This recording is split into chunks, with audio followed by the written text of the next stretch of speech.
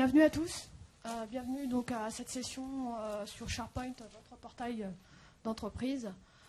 Je me présente, je m'appelle Cécilia Pénard. Donc je travaille pour Microsoft en tant qu'ingénieur sur site. Et j'interviens en support dans le cadre du projet de développement donc, chez Sogeti.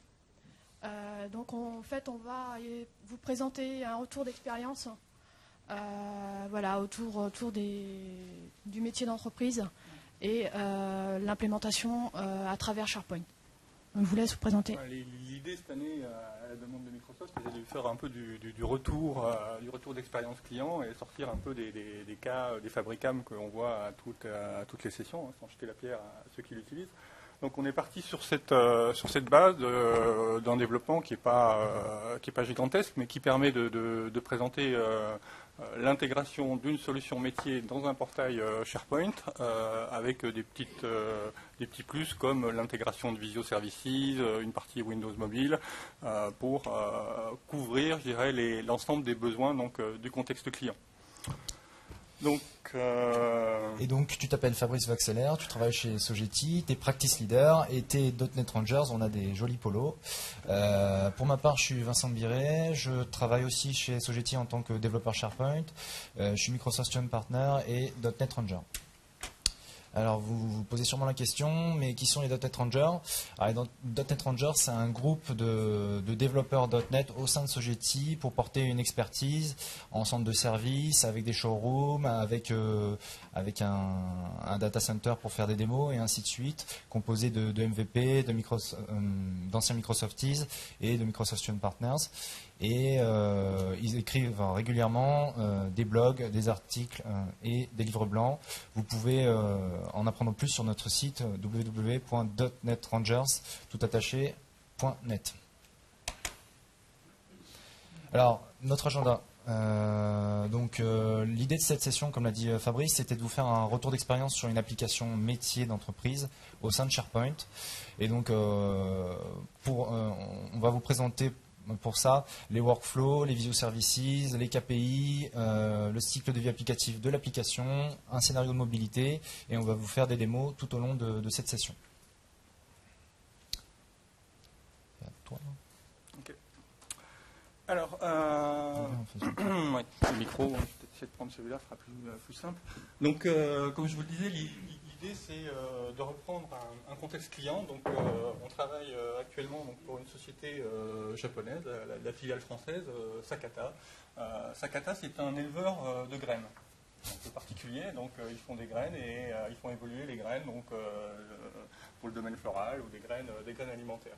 Donc, le sujet de cette application, c'est de gérer le cycle de vie applicatif. On n'est pas dans l'ALM, on est le cycle de vie de graines, sur les phases R&D appelées G2, G3, donc on va vous décrire, je dirais, par la suite au travers de l'implémentation qu'on a fait. Donc c'est, comme je vous le disais, un développement qui va s'intégrer dans le portail SharePoint global de Sakata.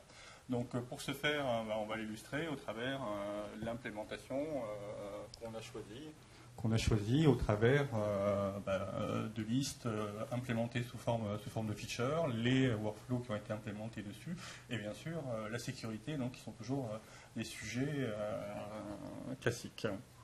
Si on part sur la suite. Alors on a ici un petit screenshot, on y reviendra après en live. Qui donne une petite tendance donc, de l'application. Il n'y a pas de branding particulier sur cette application, ça ne fait pas partie du périmètre du développement.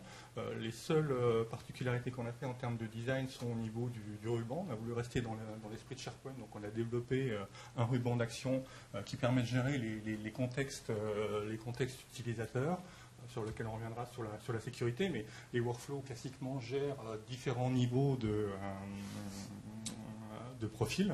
On a les éleveurs, les breeders, on a les pathologistes qui vont gérer différentes phases du workflow.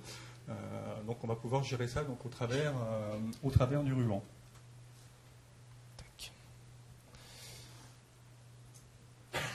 Alors la démarche de développement.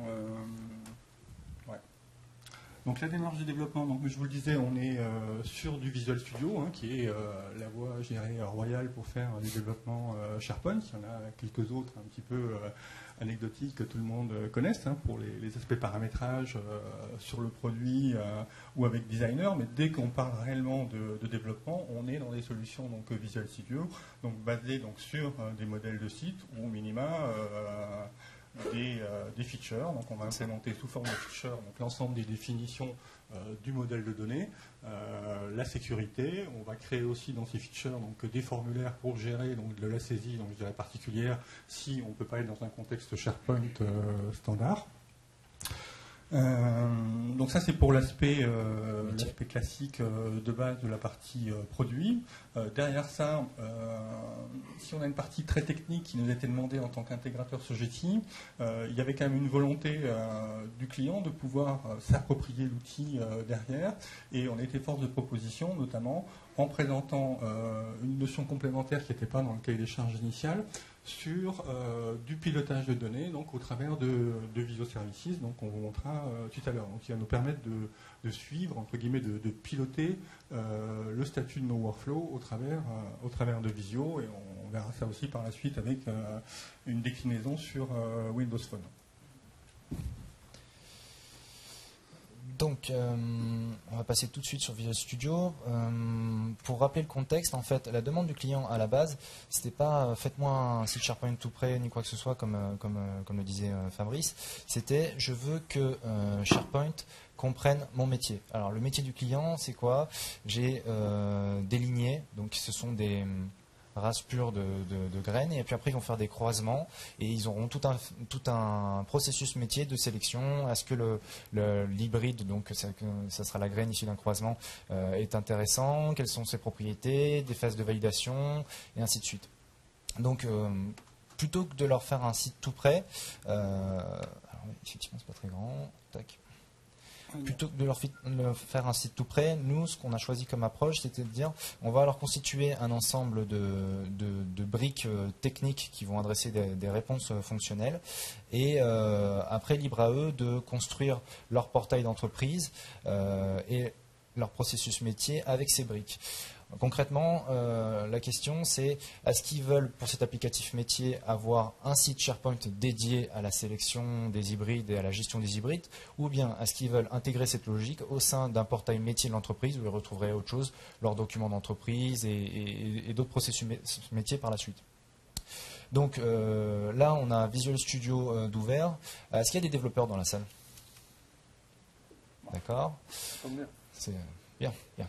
Donc vous reconnaîtrez donc un projet de développement Visual Studio, un projet de développement SharePoint, donc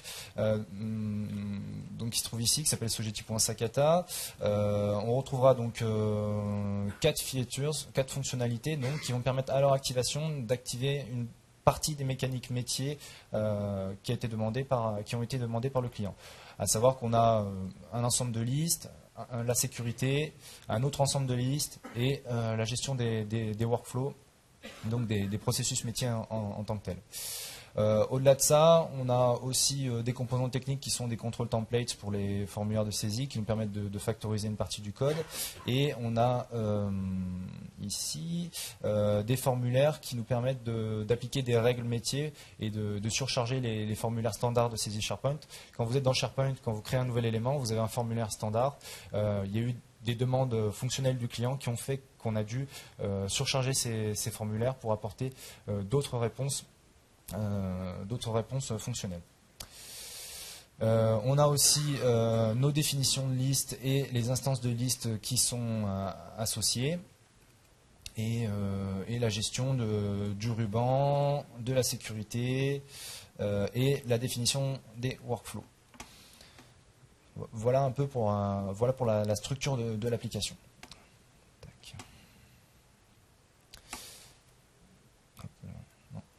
Voilà. Donc là, on va faire un focus sur les workflows. Qui a déjà travaillé avec des workflows au sein de SharePoint? Je pense que vous allez tous répondre oui. Ah non, même pas. D'accord. Alors, un workflow, pour rappel, c'est un outil au sein de SharePoint qui va nous servir, entre autres, à modéliser les processus métiers, arriver à les rationaliser. Quand on est arrivé chez le client, donc chez Sakata, on a fait des réunions, on a fait des réunions, et on s'est aperçu, donc on avait autour de la table, donc il y avait Fabrice et moi, il y avait un pathologiste, il y avait un directeur de recherche, il y avait des breeders, donc ce sont les gens qui s'occupent de faire les croisements. Et c'est tout, je crois. Et puis le directeur de la SI. Et on s'est aperçu qu'ils avaient chacun leur petit bout de processus, leur façon de faire, et personne n'avait la vue globale de. Je partais de 2 lignées, j'arrivais avec un hybride validé, et personne n'avait la vision globale de ce qui se passait, et même entre eux, parfois, ils n'étaient pas d'accord. Donc, c'est très important, et c'est un apport des workflows au sein de l'entreprise, que d'arriver à rationaliser ces processus pour gagner en efficacité, en performance, ainsi de suite. Donc une fois qu'on a défini le besoin au niveau des processus métiers, on les a développés avec Visual Studio, et là on est en phase de recette avec le client qui commence à les utiliser et potentiellement après à les améliorer avec SharePoint Designer et Visio. Tout le monde connaît SharePoint Designer dans la salle, non ? Pas beaucoup, d'accord. Alors SharePoint Designer, c'est un applicatif qui va servir à customiser SharePoint, à designer SharePoint tout simplement. Et Visio, donc c'est un applicatif qui va servir à modéliser des processus. Tu veux ajouter quelque chose ? J'aurais juste à rajouter une petite remarque par rapport à SharePoint Designer. Faut faire très attention parce que c'est pas un outil qui permet de faire du développement. Donc c'est vraiment en fait en mode design via une interface, mettre en place un certain nombre de customisations sur un site qui sera accessible directement. Donc c'est vraiment un mode live avec une interface graphique pour pouvoir faire un certain nombre de customisations sur votre site. Voilà. Donc c'est vraiment important de décorréler ça de la partie développement. Et la cible, c'est essentiellement des utilisateurs avancés. Voilà. Donc, par opposition à Visual Studio, qui lui permet de construire un package, donc un WSP, qui va être déployé et qui va permettre de déployer une réponse fonctionnelle de manière industrialisée au sein d'une ou plusieurs fermes SharePoint. Alors que SharePoint Designer, on le rappelle, n'est là que pour customiser un site SharePoint par un power user temporairement, mais ce n'est pas fait pour industrialiser les modifications. Alors, juste pour encore ajouter un petit complément par rapport à ça, l'avantage avec SharePoint Designer 2010, maintenant on pousse vraiment vers l'utilisation de SharePoint Designer 2010, c'est qu'en fait vous pouvez initier quelque chose au travers de SharePoint Designer. Donc vous allez avoir des utilisateurs qui n'y connaissent rien en développement, qui vont initier un design, un certain nombre de workflows en mode design, et tout le travail qui aura été effectué au travers de SharePoint Designer 2010 pourra être exporté dans Visual Studio pour justement permettre derrière à des développeurs de venir enrichir encore plus ce qui a été réalisé. Donc il y a vraiment un travail à la chaîne qui peut être réalisé entre différents intervenants au sein d'une entreprise. Et ça permet en complément encore une fois de laisser une option aux utilisateurs de s'approprier, je dirais, le produit, donc de rentrer dans des paramétrages plus ou moins avancés, donc que ça soit avec Designer ou que ça soit out of box en mode web avec SharePoint. Il ne faut pas oublier cette dimension-là, même si on met l'accent sur les développements techniques qui sont faits en Visual Studio, SharePoint reste un outil qu'on peut s'approprier et faire évoluer. Ouais. Donc il y a des avantages et des inconvénients aussi en termes de maintenance. Donc justement, j'y venais. Donc il y a différentes approches au niveau des workflows. C'est-à-dire que je vais pouvoir soit dire, comme ce qu'on a fait, je suis un utilisateur, un développeur, je viens voir un client, je vais lui adresser une réponse technico-fonctionnelle, je veux qu'il puisse déployer ça de manière industrialisée. Je commence avec Visio, je développe et déploie avec Visio. Avec Visual Studio, pardon. Et sinon, il y a d'autres approches pour des power users. Donc, il y a une approche avec SharePoint Designer, comme on le disait. Un utilisateur avancé pourra prendre SharePoint Designer, commencer à designer son workflow et éventuellement aller voir son développeur favori, lui dire là, il manque une brique pour faire ce que je veux faire. Est-ce que tu pourrais pas me la développer? Est-ce qu'on ne pourrait pas le repackager pour pouvoir le développer sur toute la ferme SharePoint et ainsi de suite. Et il y a la troisième approche qui consiste à utiliser Visio avec les Visio Services, de dire je modélise mon processus métier d'entreprise à partir de Visio, directement depuis Visio que vous connaissez. L'avantage, c'est que ça va permettre d'apporter une couche visuelle, une couche graphique. Ça, on le verra plus tard avec Fabrice qui va nous faire des démos là-dessus. Et voilà. Ensuite, il y a 3 types de workflows. Il y a les workflows de site, donc qui vont agir sur un site. Par exemple, je crée une nouvelle liste, je vais démarrer un nouveau workflow pour valider la liste, pour faire des demandes d'approbation, ainsi de suite. Il y a des workflows de liste. Donc j'ai ajouté un élément au sein de ma liste SharePoint. Je veux faire un workflow d'approbation, c'est un workflow classique. Je veux que les gens soient d'accord, pas d'accord, qu'ils commentent et ainsi de suite avant de valider l'élément. Et il y a ce qu'on appelle les workflows réutilisables. Ce sont les workflows qu'on va pouvoir qu'on va pouvoir transvaser entre Visio, SharePoint Designer et Visual Studio et qui vont être faits à partir de types de contenu. Tu voulais ajouter quelque chose? Alors, je voudrais juste rajouter quelque chose par rapport à l'utilisation qu'on peut avoir de Visio. Faut savoir qu'en fait, vous pouvez très bien, dans un premier temps, en fait, modéliser votre workflow au travers de Visio. D'accord, c'est juste de la modélisation.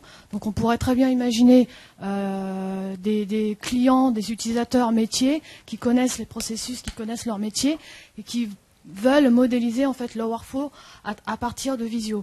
À partir de Visio, donc on peut arriver à modéliser. Ensuite, il est possible d'exporter en fait sous Visio, d'exporter un format qui sera réexploitable dans SharePoint Designer. Donc, on a vraiment un certain nombre d'intervenants qui peuvent venir dans la fabrication en fait du workflow. Donc voilà. Une autre remarque par rapport à les différents types de workflow, en fait, le type de workflow list, en fait, ça correspond à ce qu'on avait anciennement sur SharePoint Designer 2007. Donc en gros, maintenant, on pousse également sur la grande nouveauté, c'est-à-dire la mise en place de workflows réutilisables que l'on peut derrière réutiliser sur d'autres listes et éventuellement venir exporter dans Visual Studio pour encore l'enrichir. Voilà. Merci. Donc maintenant, je vais vous montrer un peu comment on a conçu nos workflows et on va essayer d'en construire ensemble. J'ai oublié d'ouvrir un document, donc à la base.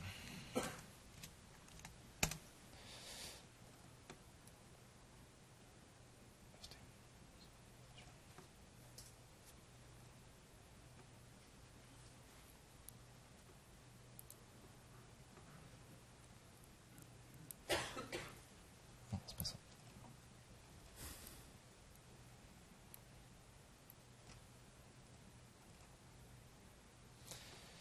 Ah, oui, alors, avec cette résolution, est-ce qu'on peut pas le mettre en full screen? Voilà. Donc à la base, on a eu, quand on a fait nos réunions, le client avait déjà fait un gros effort, c'est-à-dire ils avaient déjà identifié qu'ils avaient effectivement un processus métier au sein de l'entreprise et ils avaient commencé à essayer de le modéliser et à se mettre d'accord de leur côté sur qui fait quoi, à quel moment, qui intervient. Ils nous ont livré un schéma de processus. Donc ça, c'est simplement un dessin dans Visio, c'est pas réutilisable dans SharePoint ou dans Visual Studio. Et donc, ils nous ont commencé à nous livrer un dessin de leur workflow qui ressemblait à ça. Donc après, nous, on a dû les retravailler pour extraire la partie technique, la partie fonctionnelle et construire notre workflow. Et ce vers quoi on a évolué, c'est...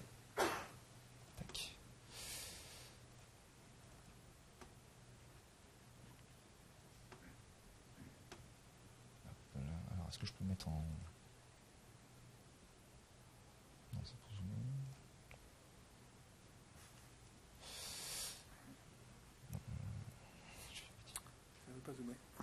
Ouais.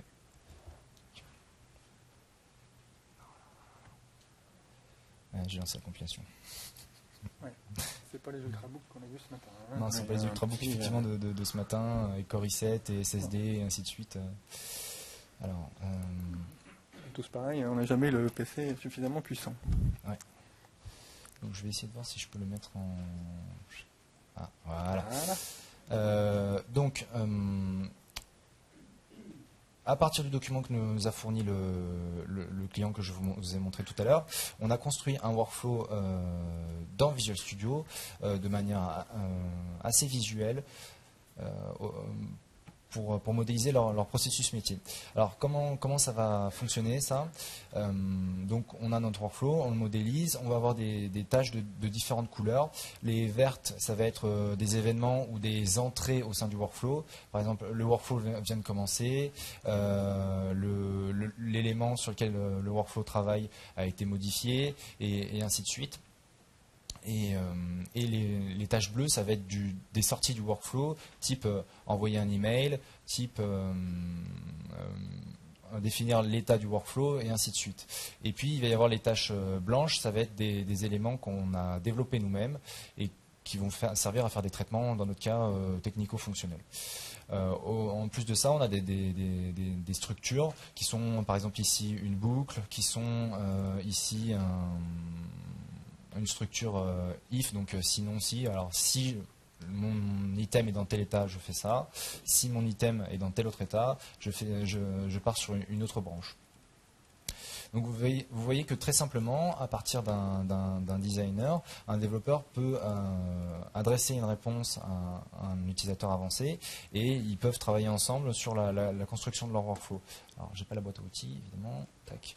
Comment on fait pour ça? On a ce qu'on appelle la toolbox. Pousse-toi.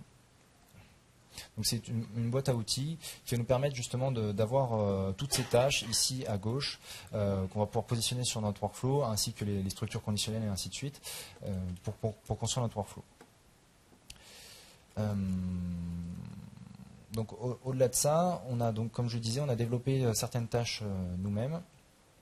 Donc ça reste du code C#, c'est tout simple. Parce qu'au-delà du design qu'offre Visual Studio, bien sûr, dès qu'on a de la gestion d'événements particuliers, on est obligé de les coder derrière. C'est sûr. Mais l'aspect visuel est intéressant pour la modélisation. Oui. Et ça marche un peu mieux qu'en 2007, hein, pour ceux qui l'ont connu. Effectivement, il y a un gap énorme entre 2007 et 2010. Sur Visual Studio 2010, il y a eu pas mal d'améliorations qui ont été apportées. Donc, ça simplifie largement en fait, les développements. C'est sûr. Donc on peut voir qu'on a du code de C# traditionnel sur lequel on définit une activité. Donc la condition pour ça, c'est de dériver de la classe, d'hériter de la classe activité, d'overrider la méthode d'exécution, et ensuite on est libre de développer notre tâche, notre traitement de manière assez classique. Ensuite, il suffit simplement de retourner le statut de l'activité pour savoir est-ce qu'elle s'est bien déroulée, est-ce qu'elle est terminée, est-ce qu'elle est encore en cours, et ainsi de suite, pour que le workflow puisse avoir un traitement qui soit cohérent.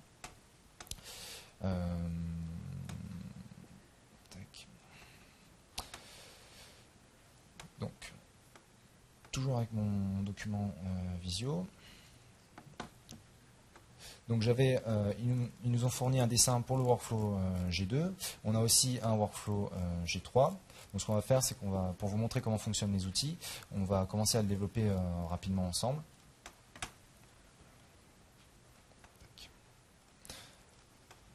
Donc de manière assez simple, on a donc une structure en dossier, on vient ajouter un nouvel élément. Ça prend un certain temps. Donc on vient chercher... voilà. Alors il y a deux types de workflows qui existent. Les workflows séquentiels, c'est-à-dire qu'on va avoir une exécution, on va partir d'un point A, on va faire un ensemble de traitements, et on va arriver à un point B. Et les workflows à état machine, alors ce sont des workflows qui sont un peu plus compliqués, un peu moins accessibles pour des utilisateurs avancés, qui vont dire on a tout un ensemble d'états qui sont définis au sein du workflow, et on peut faire l'exécution de manière... en fonction de l'état, c'est-à-dire qu'on va détecter un état A, on va faire un traitement, on va détecter un état B, on va faire un autre traitement, et l'exécution du workflow ne se fera pas forcément dans l'ordre. Ça apporte des réponses à d'autres besoins technico-fonctionnels. Aujourd'hui, on ne va pas voir ça. Donc il suffit de nommer notre workflow, un peu là. Donc pour les besoins du débugger, on va avoir un assistant de configuration du workflow qui va nous demander quel est le nom du workflow, le nom qui sera affiché, quel type de workflow on aura, donc entre un workflow de liste et un workflow de site. Dans notre cas, ça va être un workflow de liste associé à notre liste G3. Il va nous demander d'aller chercher la liste sur laquelle on va travailler, donc pour nous la liste hybride G3, la liste dans laquelle il va écrire l'historique du workflow et la liste de tâches. À quoi ça va servir ça? L'idée c'est de dire je veux une trace de ce qui se passe au sein de mon workflow quand il s'exécute. Donc il va y avoir une première liste cachée, donc l'historique du workflow. Il passe à l'étape A, il va l'écrire dans cette liste. Il passe à l'étape B, il va l'écrire dans cette liste. Comme ça vous permet dans le cadre de debug ou dans le cadre de statistiques ou ainsi de suite, d'aller voir où en sont mon workflow et de pouvoir avoir plus de détails sur l'exécution du workflow. Et pour la librairie de tâches, ça va permettre aussi de dire, lors de l'exécution de mon workflow, je veux assigner des tâches à des utilisateurs. Par exemple, j'ai un pathologiste, je prends un exemple parmi d'autres, je veux qu'il aille tester telle propriété chimique sur mon hybride. Je lui dis, je lui assigne une tâche, voilà, il faut que tu ailles à tester ces propriétés et me faire un report au niveau de ma tâche. Donc ensuite, il demande quand est-ce que ce workflow démarre. Donc vous pouvez autoriser le démarrage manuel du workflow, le démarrage sur la création d'items et le démarrage sur la modification d'un item. Dans notre cas, on va sélectionner uniquement le démarrage manuel et le démarrage sur la création d'un item. Donc une fois l'assistant terminé, il va nous générer automatiquement l'élément de configuration pour la solution de développement SharePoint et le code qu'il y aura derrière pour le traitement, ainsi qu'une partie du design qui va nous permettre de designer notre workflow. Donc on pourra voir qu'on a déjà un premier élément qui est on workflow activated, c'est-à-dire quand le workflow démarre, je vais faire un certain nombre de traitements et je vais pouvoir commencer un certain nombre de traitements. Donc j'ai ma toolbox, on va faire un workflow très simple qui va dire je définis l'état à terminer. Mais alors là avec un écran si petit, ça peut être facile.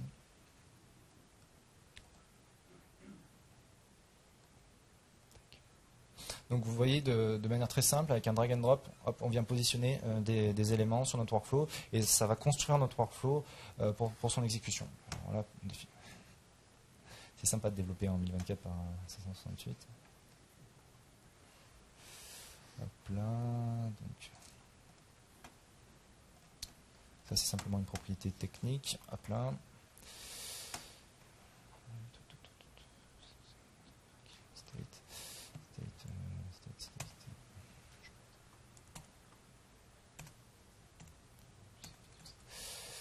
Donc pour les états du workflow, il faut savoir que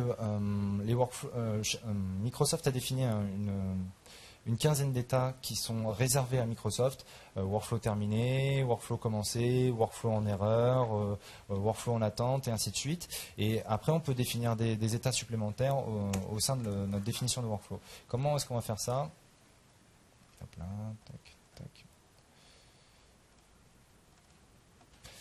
On va voir dans le fichier element.xml qui sert à décrire notre workflow et à le configurer. Ah, mais j'ai pas pris le bon.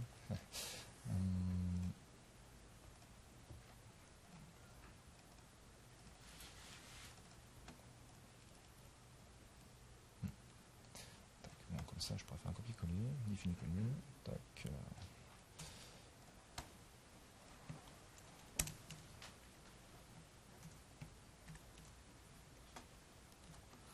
On va pouvoir définir un ensemble d'états qui vont nous servir plus tard fonctionnellement. Tac.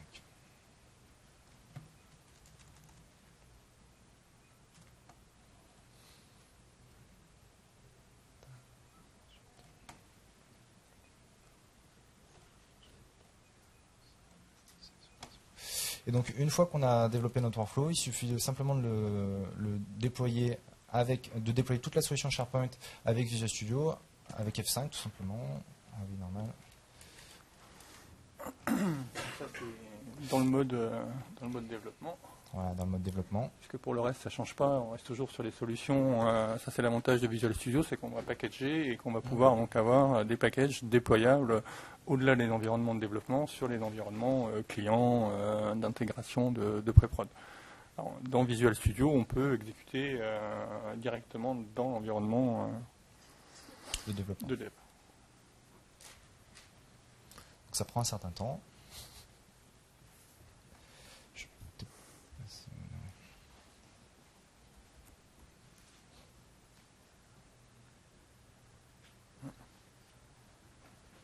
Ok, bon, on va peut-être passer à la suite. Que ça... Ouais, ok. Alors, le slide suivant. Voilà. Donc on en était là. Dernier tips pour quand vous développez des workflows, utilisez les services pack 1, que ce soit au niveau de SharePoint et au niveau de Visual Studio. Pourquoi? Parce qu'ils ils corrigent de nombreux bugs et ils apportent pas mal d'améliorations. Utilisez le setState, ça vous permettra c'est l'objet bleu que j'étais en train d'utiliser et de positionner dans mon workflow. Ça vous permettra d'un point de vue externe de savoir où est-ce qu'en est votre workflow. Et dernière information, pour des déploiements de manière industrielle, comme on l'a vu, l'assistant de configuration que j'ai déroulé là sert uniquement pour le debug. Si je change de machine, il faut que je réexécute l'assistant de configuration. Donc pensez dans vos solutions à attacher vos workflows à vos listes. Les parties un peu pièges, évitez les workflows qui font tout et n'importe quoi. Préférez de découper vos workflows en workflows simples pour pouvoir les débugger plus facilement et pouvoir mieux comprendre ce qu'ils font. Pas oublier ses utilisateurs, que ce soit en gestion du changement ou que ce soit en conception du workflow, pour pas oublier des parties sur le processus métier.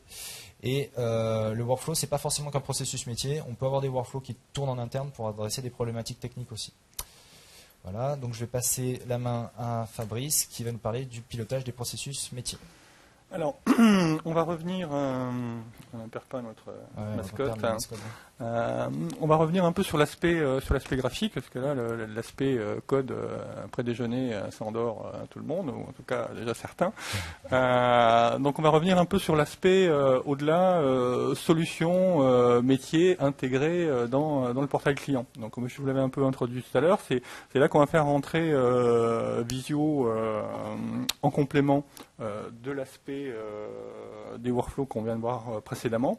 Et l'idée, c'est qu'on va pouvoir aller chercher de l'information qu'on a dérivée donc, du setState pour avoir une vision agrégée sur une phase donc, de G2. On va prendre les G2, mais c'est valable également pour les G3. D'avoir une vision, si je me mets dans le rôle d'un manager, du R&D director, qui veut savoir combien j'ai de G2 en cours. Les listes SharePoint historiques ne donnent pas cette vision de manière visuelle ou facile à obtenir. Donc on a optimisé un peu cette partie-là donc pour avoir une liste d'agrégation où je vais avoir, je vais vous le montrer, on va avoir un certain nombre d'informations. Donc là je vous montre un petit... non, c'est pas moi qui ai l'écran, c'est ça. Voilà. Donc là, on est reparti sur une représentation que vous avez déjà vue certainement par ailleurs. Tous ceux qui font du pilotage de données dans Visio ont souvent une cartographie. Mais au-delà, ça colle bien au contexte de notre client, comme je vous le disais, qui est une société worldwide avec des différentes localisations de par le monde. Là, on s'est focalisé que sur l'Europe, donc au travers, nous, de l'entité française. Donc l'idée, c'est de représenter les différentes locations de l'entreprise. Et puis, je vais vous le montrer plus dans le détail. On voit peut-être un peu mieux, oui, là derrière. Moi, j'ai un 1024, et en fait, je n'utilise pas le 1024 parce que je projette ça. Donc l'idée, c'est d'avoir, comme on peut le voir donc, dans cette petite zone, je sais pas comment on appelle ça, donc cette petite pop-up, les informations donc agrégées, donc ce qui permet réellement de faire du pilotage de mes workflows. Donc pour faire ça, je vais vous montrer un peu comment ça se passe. Donc je vais récupérer la main et la connexion à la VM. T'es en 3. Petit problème de... Alors moi, j'ai tout en local. Je fais une de mon mot de passe qui change tout le temps. On a tous les mêmes problèmes, hein. Je ne sais pas vous, mais... Le jour n'aura plus à saisir des mots de passe, ça sera bien. Donc là, je retrouve l'environnement de développement. Donc je vais le cacher et je vais passer donc dans Visio. Je vais peut-être pas en mettre plein écran parce que je suis un peu pollué. Donc voilà Visio. On va peut-être masquer ça. Alors, je ne sais pas qui d'entre vous a déjà utilisé Visio sur un aspect accès aux données. Donc, il y a nativement dans Visio 2010 maintenant donc un onglet données. Donc, il va nous permettre de lier des données donc à des sources, je dirais, externes. Donc, diverses et variées. Hein. Ça permet de se connecter à peu près à tout et n'importe quoi. Là, en l'occurrence, on utilise notre SharePoint.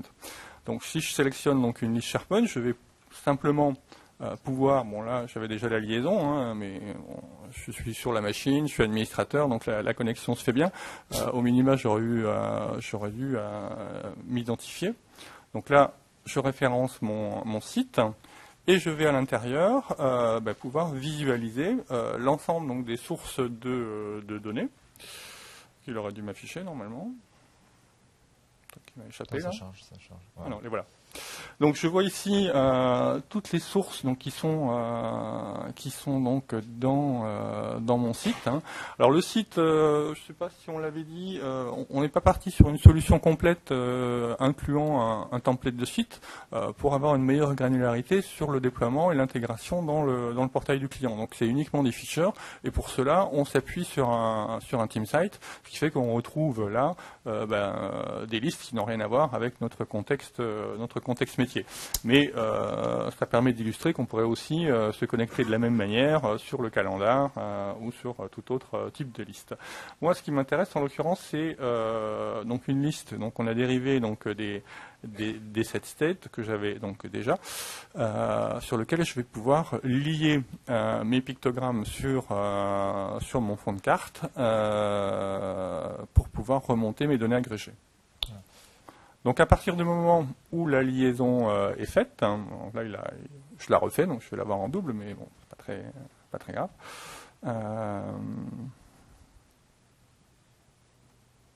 Donc je raffiche mon pont de carte.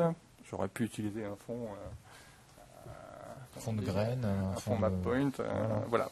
Bon, j'ai fait simple, j'ai pris la première carte que j'ai trouvée.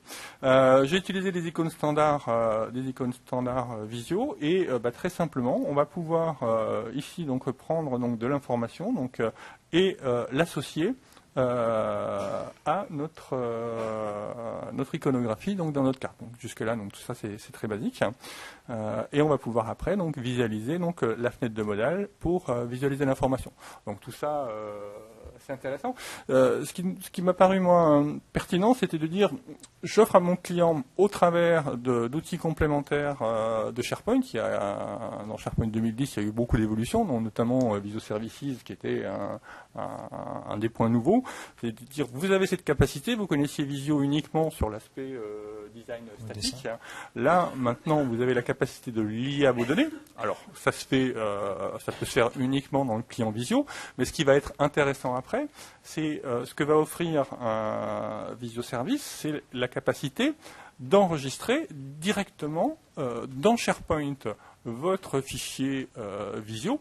Donc il faut le faire sous forme d'un dessin web et vous allez donc l'enregistrer directement dans une bibliothèque de documents. Donc ça se fait assez bien. Donc mon schéma, je ne vais pas le refaire, il est déjà présent dans mon site. Si je reviens dessus, non pas sur la centrale d'admin, sur mon environnement de développement. Donc on a posé, je sais pas au bon endroit, dans Share Document. Qu'est-ce que je suis là? Ah, là je crois que je suis dans mon intégration. Là, je suis pas dans mon team site. Là. Alors, mon team site à moi. Pour mieux illustrer, en fait, on a fait comme chez le client sur une seule VM. C'est-à-dire qu'on a fait. Alors, chez le client, on a des environnements qui sont séparés, à savoir développement, recettes, production. Et là, donc, du coup, sur la même VM, on a construit une web app de développement et une web app de production pour faire les démonstrations. Ce qui peut mener à des petites confusions. Oui, mais là, je crois que tu as mis ton team site dans ma web app à moi. Hein? Comme quoi, c'est pas toujours aussi cloisonné qu'on le dit. Ouais. Bien, alors je disais que j'avais publié donc mon tableau de bord. Donc il est publié donc dans SharePoint comme un document Office standard, et où ça va prendre après son sens. Et alors, ce que je veux illustrer dans mon propos, c'est que là, on n'est plus côté intégrateur, c'est plus quelque chose que j'ai sous-traité, je suis dans la dimension client et je suis l'utilisateur, je suis un des membres du groupe, le R&D Director par exemple, qui va piloter. Donc il a publié, il a lié son Visio à SharePoint. Et derrière, très simplement, donc sans faire de dev, donc je vais vous montrer le rendu. On a créé une page SharePoint, on pourra le refaire, mais c'est de gérer notre timing. SharePoint offre nativement un web part de consommation donc des objets visuaux. Donc un petit problème d'affichage, de zoom. 1024, on n'est plus habitué, hein, c'est bien, mais... C'est révolu. Donc ce qui est intéressant là, c'est que je vais retrouver mon Visio, et il faut activer cette petite chose qui est là. Je vais pouvoir venir naviguer sur mes pictos, et retrouver donc à l'intérieur le statut donc d'avancement donc de mes workflows. Ça, si j'ai trouvé cette approche, je dirais, intéressante pour le client final, qui lui donne donc une vision agrégée. Hein. On parlait de KPI dans le sujet de notre session. C'est pas des KPI au sens traditionnel du terme, enfin, encore que il faut se cacher beaucoup de choses derrière cet acronyme. Mais on a bien une logique de données agrégées, donc issues, comme je le rappelle, de notre workflow, de notre gestion d'état, qui nous a permis donc de monitorer ces différents points et d'offrir donc à notre client cette notion intégrée dans SharePoint. Donc là, SharePoint consomme et gère la liaison donc avec la liste qui fait partie de son site ou qui aurait pu être stockée ou être une source de données externe. C'est ça. Voilà pour cette intégration Visio, je dirais simple mais enrichissante, au sens utilisateur final. C'est ça. Alors, attends, on va passer sur... On va switch. On switch, on passe sur PowerPoint. Donc, la mobilité. Déjà, c'est la mobilité. Ouais, donc la mobilité. On a eu lors des réunions une remarque pertinente, c'est-à-dire qu'on a le client a des profils qui sont souvent en situation de mobilité parce qu'ils ont, comme on le disait, des filiales un peu partout autour du monde, et souvent on a des pathologistes qui sont en déplacement et ils ont des breeders qui les appellent, qui leur disent bon là, est-ce qu'il faut que je fasse plutôt tel G2 ou tel G2, qu'est-ce qu'il faut que je fasse, ainsi de suite. Et c'est vrai qu'à l'instant T, quand ils sont dans un taxi ou en train d'attraper un métro ou quoi que ce soit, ils n'ont pas forcément les données sous les yeux ni quoi que ce soit. Donc ça, c'est une proposition qu'on va leur faire. L'idée était de leur apporter les données dont ils ont besoin au moment où ils en ont besoin pour qu'ils prennent les bonnes décisions avec les bonnes informations. Donc je me suis basé sur le travail que Fabrice a effectué avec ses listes, et à savoir qu'il a, comme on l'a vu, il a construit une carte avec la somme des G2, des lignées, et ainsi de suite par filiale. Et derrière, on a construit une application Windows Phone rapidement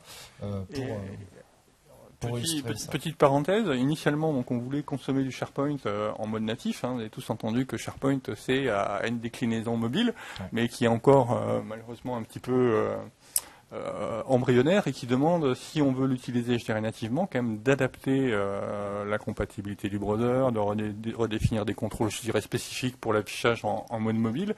Et on était loin d'avoir un rendu graphique tel qu'on peut l'entendre aujourd'hui sur un smartphone.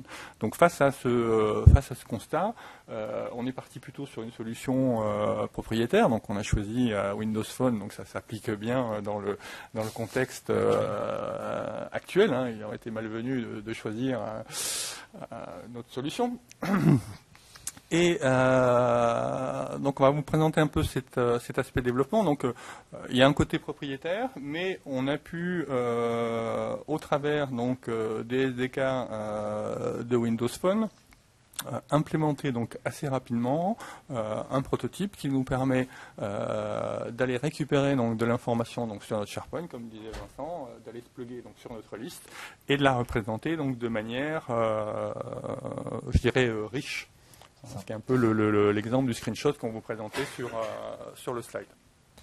Alors, je ne vais pas montrer de code cette fois, mais rapidement, qu'est-ce qu'on a fait? On a simplement créé un nouveau projet Windows Phone, on a défini quelques vues, des vues modèles et des classes modèles. Et rapidement, qu'est-ce que ça nous a permis de faire? Simplement, pour les mêmes données, donc vous vous souvenez de la carte qu'il a affichée avec différentes villes et ainsi de suite, d'avoir rapidement un récap sur le téléphone, d'aller consommer les données dans SharePoint et d'avoir un récap sur le téléphone de combien j'ai de G2, combien j'ai de lignées, combien j'ai de G3, ainsi de suite, et d'avoir un camembert qui fait un peu l'état visuel de la chose et de la répartition des G2, G3. Ouais. Alors, vous verrez que je ne suis pas designer, que je suis un développeur, j'ai posé les contrôles rapidement, c'est pour ça que l'application n'est pas jolie, mais c'est une application qui a été développée en 1h30 de temps. Donc, très rapidement, on peut arriver à exposer des données SharePoint dans un contexte de mobilité à des clients en mobilité. Ouais.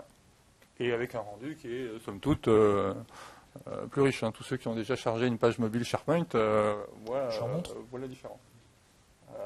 C'est vrai qu'au départ, quand je te dis on fait une interface Windows Mobile, tu vas dire non, on n'a pas le temps, il faut 3 jours.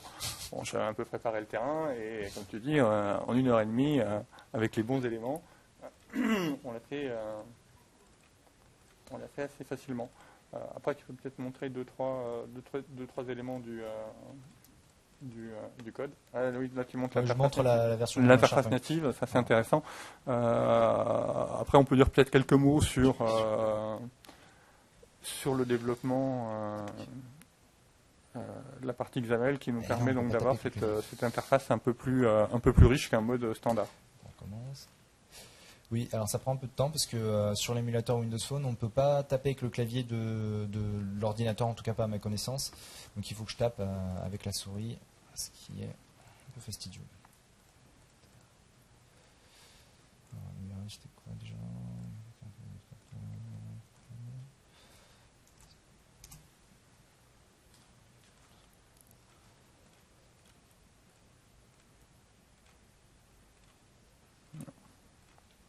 On y arrive. Ça rappelle le Minitel. Hein. Ouais, c'est exactement ça. Avec des moufles. Bon.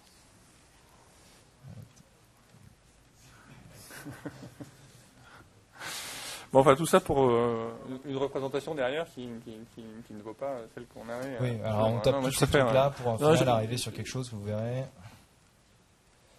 C'est bien parce qu'il voit ton mot de passe en clair, t'as intérêt Ouais. Oh. Je suis de ma VM, hein, ça n'engage pas grand-chose. Hein. Attends, il y en a encore un petit peu à taper. Bon, alors, est-ce qu'on connecte quand même? Oui, je me suis c'est bien gentil que tu exposes mes mots de passe, mais si encore on avait un résultat... Non, mais j'arrive, parce que... C'est marrant comme jeu. Hein. Oui. Tu aurais pu mémoriser l'URL quand même. Non, parce que là, l'émulateur se reset à chaque fois que tu redémarres. Voilà, donc ça c'est un SharePoint version mobile. C'est magnifique. Hein. Donc voilà pourquoi on avait fait le choix de partir sur une application Windows Phone. De partir sur le... C'est sans design, oui, on précise. Effectivement, après, rajouter du design, là, on est en mode, on n'a rien fait en termes de design. Mais quand on a challengé ce qu'il y avait à faire pour avoir une page qui s'affiche bien en mode mobile et la partie montre un peu le code Visual Studio, on a fait quoi? On a fait un modèle de données, on a géré la connexion et on a revampé une interface XAML à partir d'un SDK. C'est ça. Il n'y a pas eu grand-chose à faire. À part définir, comme tu disais, le modèle de données, la vue modèle, et après la consommation des données, et la vue qui va derrière. 3 contrôles posés rapidement, et c'était fini. Donc voilà le sujet mobilité qu'on voulait rajouter donc de manière complémentaire donc à ce retour d'expérience. Donc donc à ce sujet, on tenait à remercier notre client Sakata, donc qui a bien joué le jeu et qui nous a autorisé donc à communiquer sur un sujet qui est en cours de délivrer chez eux, qui est pas encore en exploitation. Ils nous dit écoutez, on fait confiance. On remercie Microsoft de notre présence ici et de leur participation. Et on espère que ce petit retour d'expérience vous a apporté une vision, je dirais, complémentaire de SharePoint. Voilà, et merci à vous de nous avoir écoutés, de nous avoir prêté votre attention. Merci.